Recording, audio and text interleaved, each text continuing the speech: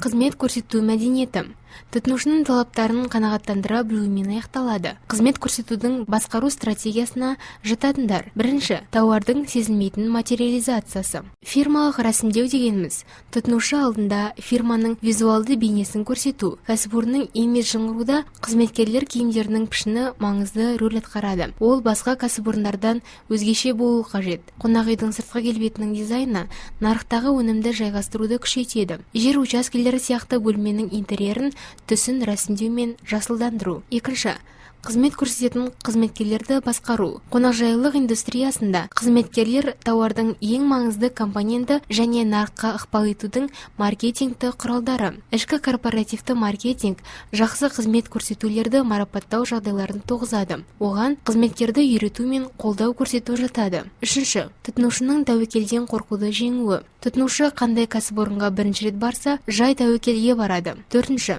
сұранысқа өз мүмкіншіліктерімен бейімделу. Қызметтер жедел өнім, қызмет көрсету саласындағы кәсіпорындардың сәтті қызметіндегі басты жағдайларды құрайтын сұранысқа бейімделу мүмкіндіктері. Бесінші, қызмет сапасының тұрақтылығы дегеніміз тұтынушыны күтпеген таңғалдырудан күдіктенбей қажетті тауарын алу.